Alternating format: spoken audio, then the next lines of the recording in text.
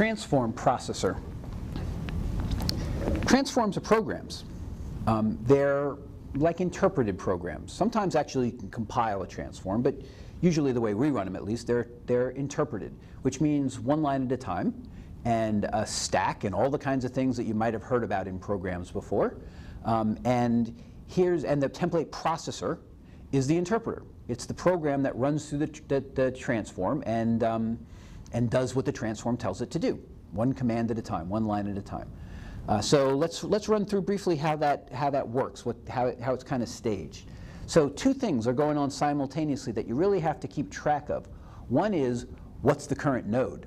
Right? So the template processor or the transform processor always has a notion of what node am I on. So that's over here. It's running through the instance file saying what node am I on. So that tells me what my XPaths are relative to and all that kind of stuff. And then there's what command am I on? What line am I on? Where am I in all of the templates that are available inside of a transform? So first of all, let's begin with this with the notion that there's two things going on. We have to keep track of the instance, and we have to keep track of the transform. Furthermore, the transform has its own structure that bounces control from one place in the transform to another, one template to another, or one line inside of a template. Right? So you can loosely think of the templates like functions, and the control is bouncing around from function to function inside of the program, which is the transform, but it's working on the data structure relative to what the current node actually is. Okay, so we have to keep track of both of those things when we talk about the template processor. So what does the template processor actually do? It opens your instance, and it sets the current node to begin right before the root node. So that's that slash, right? Slash means just before the root node of the instance. So that's where the current node, when you begin, is the slash. And so what happens is it goes to the current node and it tries to find a transform. It tries to find a template that matches that. And so remember, we have two different modes of transforms. I think I've talked about this before. We have template match equals, and we have template name equals. The template name equals ones are meant to be called. They're literally called by other commands inside of the transform. The template match equals ones are called by the template processor. So when I say template match equals /, that means, hey processor, when the current node is at /, I have a match for you. Come and get it. Right? And you'll see this happening over and over again. When we talk about apply templates, you really have to understand this concept. But the concept is operative at all times in the template processor, which is there's a current node, and the transform processor, unless you tell it otherwise, is going to go looking for a template that matches that current node. And a template that matches that current node is one that says template match equal, and the specification of the XPath in the match equals attribute is a matching specification for the current node. Okay, so we start. Very first node opens up the instance. It's sitting on that before the root node, that / as the current node, and it looks for a template match equals /, and luckily for us, almost all of our transforms have that. But they don't have to have that, right? They have that they have that for convenience, because usually what we want to do is trap the processor right at the beginning so that we can take control, so that we can do what we want to do and have only the transforms run, or excuse me, the templates run that we want to have run. However, if we didn't have that, what it would do is it would go to the current, it would start on the root node, and it would look for a match to the root node. And then if it finds one, it will run that template. If it doesn't find one, it will continue looking at nodes as the current node in what's called a branch-wise traverse.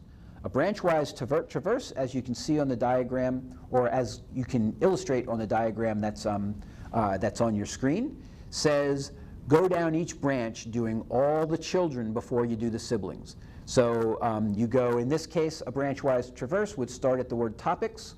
Then it would go to the first child, which is introduction to the course. Instead of going to the second child, which is information structure, it would go down to the first grandchild, which is what is this course about. Instead of going to the second grandchild, it would go to the first great grandchild.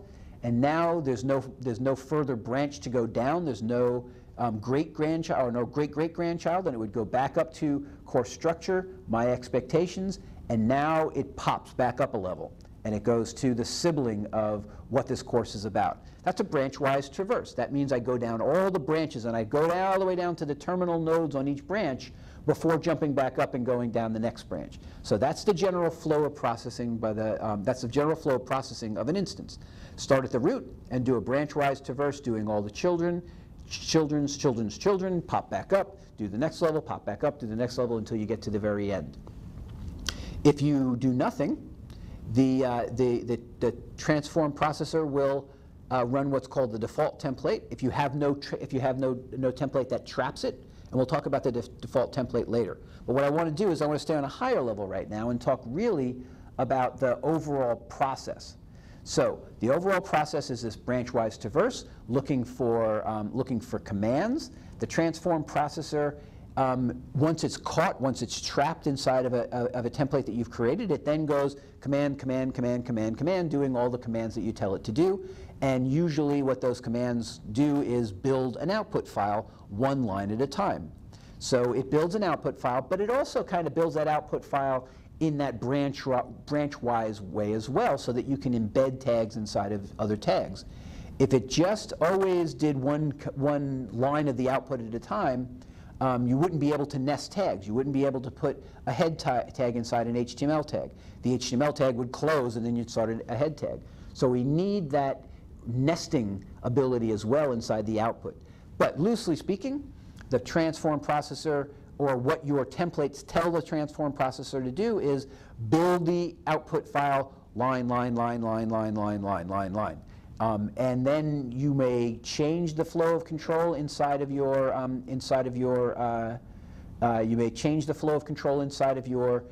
transform by doing a call command, for example. You may call in another transform, or by doing this thing called an apply templates, which we'll talk about a little later. Okay, so it goes node by node through the instance. It goes command by command through the transform, doing exactly what you tell it to do. Templates are nested inside of other templates, and so when you're in a template, you may end up calling other templates, or other templates may end up running. That template runs, it finishes what it's doing, and then you go right back up to the line. So if you understand the idea of a stack, you'll understand very well how these transforms run. You're continually pushing transforms onto the stack, the same way that you would push function calls onto the stack, and then you continually pull those back off again once a template is finished running. Okay, so that's the big idea. That's the main concept of how the transform processor runs. We'll talk about some more specifics after this.